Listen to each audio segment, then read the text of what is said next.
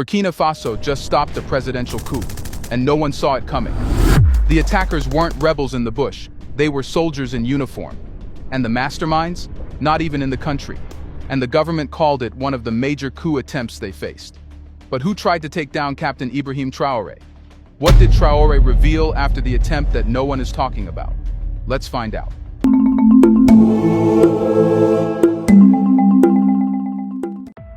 The attack was set for Wednesday. Not a war, not an invasion, just a single surgical strike. One night, one building, one man. At the center of it all, the presidential palace in Ouagadougou. According to the Burkina Faso government, a full-scale overthrow had been scheduled to unfold with military precision. The plan wasn't loud, it wasn't flashy. It was designed to be quick, brutal, and final. Take the palace, silence resistance, and declare new leadership before dawn. But what made this plot different from every failed coup before it wasn't just the planning, it was the purpose. This wasn't about gaining power, it was about ending the order. Security Minister Mahamadou Sana called it a mission to sow total chaos. Those weren't poetic words. That was a tactical goal. Because chaos, when used correctly, does something power never could. It invites outsiders in. The conspirators didn't want to rule the country. They wanted to make it ungovernable. The objective, according to intercepted intelligence, was to drag the country into such deep instability that foreign intervention would be inevitable. The kind with peacekeepers. The kind with flags that don't belong to Burkina Faso. The kind that replaces local authority with international management. Or, as Sana chillingly phrased it, the plotters wanted to place Burkina Faso under the supervision of an international organization. They weren't planning a coup, they were engineering a collapse. But who were these people? The operation wasn't pulled together by a gang of dissidents hiding in the forest. It wasn't staged in a dusty garage or a rebel base. It came from men in the military, real men, with real ranks. Some were still on the government payroll. Others had vanished into exile but still held networks, influence, and knowledge of state protocol. They didn't break in through the front door. They knew the layout. They had access. They were the kind of people who would never be questioned while walking the palace halls. Which is exactly why they were dangerous. The planning had been underway for months, maybe longer. Not through backroom meetings or encrypted emails. These men knew how to keep things quiet. Orders are passed face to face. Notes burned after reading. Routes memorized, not mapped. It was a coup made from shadows. And yet, it nearly worked. But the failure wasn't accidental. Something, or someone, saw it coming. Government insiders say the takedown began with an untraceable phone call, an anonymous tip from a location outside Burkina Faso. From there, intelligence services moved fast, cross-checking travel logs, intercepting suspicious banking activity, and analyzing encrypted chatter between military bases and civilian phones in the capital. There were patterns. Too many officers are taking unexpected leave. A rise in encrypted traffic on military devices. A spike in ATM withdrawals from accounts linked to old regime loyalists. Then came a breakthrough. An informant passed on the intended date of the strike. With less than a week to go, the government acted, but not with sirens. No public warnings, no troop mobilizations. The response was as quiet as the conspiracy itself. They moved through the ranks like a ghost. Phones were seized. Military dorms were searched. Communications were wiped. Some officers were arrested mid-conversation, still unaware that the operation was over before it began. Sources say the mood in the army turned electric, nervous, unstable, crackling like a live wire. Trust melted. Schedules froze. Every commander was suddenly looking over his shoulder. But here's the strangest part. There was no resistance, no gunfire, no barricades, no defiance. It was as if the plotters knew they'd lost the moment. The silence that followed was heavy, too heavy to be called relief. Because even if the coup had failed, the people behind it were still out there, watching, waiting. The scariest kind of coup is the one that doesn't get a second chance, because that means it doesn't need one. It means everything was almost perfect. So, how close did they get? Close enough to trigger a full lockdown of the presidential guard. Close enough that President Traore was moved to a secure, undisclosed location hours before the arrests began. Close enough that, had the tip come just a day later, Burkina Faso might be flying a different flag. This wasn't a clumsy grab for power by a few angry men. It was a coordinated military-grade operation with strategic objectives and geopolitical implications. And the more investigators pulled at the threads, the more they found connections far beyond the capital and far beyond the country. The plot had barely been foiled, but the war behind it? That was only the beginning. Here's a reminder to please like and share the video and subscribe to our channel to watch more videos on Black culture, history, civilization, and identity. Let's continue now. Now the question is, who was behind all this? Every conspiracy needs a triggerman. But the real power hides behind the curtain, silent, calculating, and always 2 steps away from the blast. As Burkina Faso's investigators followed the smoke trails left by the foiled coup, they began to realize something chilling. The fingerprints didn't just belong to low-ranking soldiers looking for a promotion. These were men who once sat at the same table as the current leadership, who once stood during the same national anthem, who once saluted the very man they tried to destroy. This betrayal wasn't from strangers, it was from brothers in arms. Among the first names whispered through military channels was a former colonel who had disappeared from the radar 2 years ago. Discharged quietly after internal disputes, he had resurfaced, not in Burkina Faso but hundreds of miles away, living in quiet exile, not hiding, waiting, watching, and, as it turned out, plotting. His location, Ivory Coast, but he wasn't alone. Reports suggest he was part of a tight circle of ex-officers, some exiled, others simply detached from duty, who had begun forming what analysts are now calling a shadow council. No official titles, no chain of command, just shared purpose and deep resentment. They were men who had worn the system like a second skin. They knew the codes, the rotations, the blind spots. They understood which commanders could be bought with money and which could be swayed with ideology. And they had one thing most of the government's current enemies didn't: credibility. Credibility buys access. Credibility opens doors. Credibility lets you blend in. But infiltration was just phase 1. The true genius of the plot was its attempt to control the mood of the army, not by force, but through psychological warfare.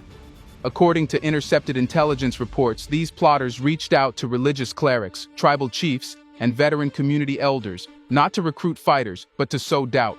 Doubt in the leadership, doubt in the war against insurgents, doubt in Traore himself. Whispers spread in the barracks like fever. He's too young, too reckless. He's risking everything. Some said he was leading the country into isolation. Others said he was inviting ruin by turning away from the West. No direct orders, just suggestions, rumors carefully placed seeds. Divide the army in spirit, and it won't stand in body. But this campaign wasn't just internal. It wasn't just about changing minds in Ouagadougou. Evidence now points to encrypted voice memos and financial transactions traced to mobile accounts in Côte d'Ivoire, used to coordinate logistics, transfer funds, and possibly even procure tactical support from networks outside Burkina Faso. Which raises the question, who was funding this? Official channels have been silent, but multiple defense analysts believe the resources required for this kind of operation, the travel, the secure communications, the bribes, point to external backers, not necessarily governments, but wealthy actors with political motives. People who see chaos in the Sahel not as a threat, but as an opportunity. And for the ex-officers at the heart of this plot, opportunity was everything. For them, this wasn't just about vengeance or ideology, it was about relevance. Many had been pushed out of power during Burkina Faso's wave of military reforms. They had lost contracts, lost influence, lost the golden seat at the table where deals were made. They didn't want Traore's chair. They wanted the entire room back. That's why they reached beyond the army. That's why they built networks that combined soldiers, insurgents, tribal figures, and political outcasts into a single silent machine. A machine with no logo, no flag, no anthem, but with one goal: undo everything Traore had built. One name on the internal watch list, reportedly arrested during the raids, was a man known only by his call sign, Seydou. Once a tactical operations commander in Burkina Faso's northern defense zone, Seydou vanished from the front lines months before the coup was exposed. When security forces stormed a safe house on the outskirts of Ouagadougou, they found him inside, with maps, radio equipment, and a list of active military personnel. Many of those names had already been contacted. Some had even agreed to switch sides, under the condition that the coup succeeded. But it didn't. And now, with the shadow network fractured, investigators are trying to understand the full scale of what was almost unleashed. Who else was contacted? Which commanders stayed quiet? How deep does the loyalty crisis go? These aren't questions the government is answering publicly. But behind closed doors, one thing is certain. The enemy wasn't just near the palace. He was already inside. And if a coup like this was possible, coordinated by familiar faces, carried out through silence and suggestion, how many more are waiting in the dark? Because the men behind this plot weren't outsiders. They were architects of the old order, still drawing blueprints, still building empires in exile. And just because one design failed doesn't mean the others are gone. Remember, in every betrayal, there's a sanctuary, a place where the plotters can speak freely, organize quietly, and move without fear of the spotlight. For the men behind Burkina Faso's near collapse, that sanctuary had a name: Côte d'Ivoire. It didn't appear in the newspapers. There was no official protest, no televised accusation. But in the cautious words of Security Minister Mahamadou Sana, the message was unmistakable. All the brains outside the country were based in Ivory Coast. Not one, not a few, all. And just like that, a diplomatic crack split the surface of West Africa's fragile unity. Ivory Coast, land of cocoa, peacekeeping, and business diplomacy, now found itself cast as a potential launchpad for insurgency. But this accusation didn't come from a place of paranoia. It came from patterns, subtle, undeniable movements in the data. Since 2023, Burkina security analysts had tracked unusual activity along the southern border. Former military officials crossing into Ivorian towns and not returning. Private residences in Abidjan suddenly hosting strange visitors. Encrypted messages pinging between Ouagadougou and satellite phones registered in unfamiliar coastal districts. These were not the footprints of ordinary travelers. They were the trails of men preparing for war, far from the battlefield. Why Ivory Coast? It's a question still hovering like fog over the region. Some say the answer is geography, a relatively stable country with developed infrastructure and lenient monitoring of political exiles. Others point to economic pragmatism. Côte d'Ivoire has long been a hub for exiled businessmen, NGO consultants, and former officials who quietly pull strings across borders. A country doesn't have to say yes to shelter rebellion. Sometimes all it has to do is say nothing. And so far, Ivory Coast has said nothing. No press conference, no denial, no investigation launched. Just silence. But silence in geopolitics is rarely innocent, especially not when two of the alleged coup architects, both ex-officers from Burkina Faso's elite regiments, were last traced to private compounds in Bouaké and Yamoussoukro, places with just enough distance from Abidjan to operate under the radar, yet close enough to access international routes, networks, and safe channels. Officially, there's no extradition treaty between the two countries concerning military exiles accused of political crimes. And unofficially, the web gets murkier. There's a growing suspicion that certain Ivorian officials, not necessarily high-ranking but well-connected, may have known who was on their soil and what they were planning. Whether they supported it is a different question entirely. In some cases, knowing and not acting can be more dangerous than openly choosing sides. But this isn't the first whisper. Relations between Ouagadougou and Abidjan have been quietly deteriorating since 2022, when Burkina Faso's military-led government began restructuring foreign diplomatic ties. While Mali and Niger leaned closer to Ouagadougou, Ivory Coast stayed neutral, maintaining open relations with France, ECOWAS, and Western financial partners. In the world of African geopolitics, neutrality can feel a lot like choosing a side. Some analysts even believe this geopolitical tension is less about coups and more about currency. Burkina Faso is pushing harder toward monetary independence, questioning the CFA franc and its colonial roots. Ivory Coast, on the other hand, remains a stronghold of the currency union. Two visions, one border. And that border is becoming more than a line. It's becoming a front. Border surveillance data shows a notable spike in unregistered crossings in the 3 weeks leading up to the failed coup. Individuals with no formal passports, using identity documents tied to international NGOs or civil society missions, were flagged, but not intercepted. In hindsight, officials believe at least 6 of those individuals had direct links to the operational planning of the coup. So again, the question returns: what did Ivory Coast know and when? No direct accusations have been made. Burkina Faso has not cut ties. There's no ambassadorial expulsion. But behind the scenes, channels are closing. Intelligence sharing has reportedly slowed. High-level calls are being missed. The usual formal smiles at border ceremonies have vanished. And the real fear now? The Ivory Coast wasn't just the host of this plot, but the blueprint for more. Because once a network finds shelter, it builds roots. It trains. It adapts. And if those responsible for April's failure remain untouched, safe, protected, or simply ignored, then the next attempt might not be a failure at all. Burkina Faso is watching, closely. And it's not just watching for movement across the border, it's watching for silence. Because silence, when it lingers long enough, becomes a message. And the message from Abidjan is getting harder to ignore. In the end, Burkina Faso didn't just survive a coup, it survived a warning. But warnings don't end wars, they begin them. What happened in April 2025 was not just about removing one man from power. It was a response, a strategic retaliation, to something much larger, a shift in the balance of control. Captain Ibrahim Traore, whether he intended to or not, has pulled Burkina Faso out of the orbit of those who once controlled its fate. And now, they want the country back. Not in name, in function. Since 2022, Traore's decisions have redrawn the map, not geographically, but ideologically. With every move he makes, the country slides further from the familiar script. France was asked to leave. The ECOWAS bloc was abandoned. Western military aid was traded for local initiative. And in its place, a new alliance was born, the Alliance of Sahel States. Burkina Faso, Mali, and Niger, a military-led triad determined to rewrite Africa's rules from within. But power vacuums never stay empty. As Ouagadougou began acting without permission, nationalizing gold, rejecting debt traps, and embracing a doctrine of non-alignment, a quiet storm began brewing. The international community didn't call it punishment.